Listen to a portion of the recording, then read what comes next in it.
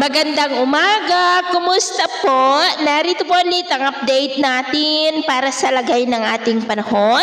Ngayong umaga po ng February 8, 2026. Sa ngayon po ay wala na tayong binabantayan na sama ng panahon sa loob at labas ng ating area of responsibility na maaari na makaapekto dito po sa ating bansa sa susunod na mga araw. Hanging amihan ang umiiral lalo na dito sa Northern Luzon at shear line ang nakakaapekto lalo na po sa silangan ng Central at Southern Luzon. At sa atin naman pong with map forecast ay wala na pong sirkulasyon na nakikita na lalapit o tatawid sa ating bansa for the next 5 to 7 days.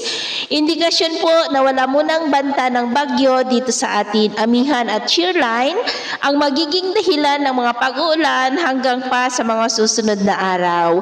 At ito naman ay pinapakita ng forecast model na ating ginagamit hanggang po sa susunod na 2 linggo ay posible po na storm free tayo. At sa lagay ng ating panahon, ngayong madaling araw dahil sa amihan at shear line ay may mga isolated rains sa ilang bahagi na ng Cagayan Valley, Cordillera, Ilocos Sur, Metro Manila, ilang bahagi ng Calabarzon, Camarines Provinces, Catanduanes, Oriental Mindoro, Marinduque, Romblon, Northern Palawan, ilang bahagi ng Iloilo, Guimaras, Hinabaan, Guindulman, Eastern Samar, Caraga, Davao Region at ilang bahagi ng Sorsogon. At mamaya ay asahan pa rin ang maulap na kalangitan with isolated light to heavy rain sa may Cagayan Valley, Cordillera, ilang bahagi ng Ilocos Region, Quezon Province, Bicol Region, Mimaro, Iloilo, Southern Leyte, Guindulman, Caraga, Davao Region at ilang bahagi po ng Sorsogon. At mamayang hapon, may mga tsansa pa rin ng cloudy skies with isolated rains, lalo na sa ilang bahagi ng Luzon at Visayas. Kaya mag-ingat pa rin po tayo sa mga banta pa rin ng mga pagbaha at pagguho ng lupa.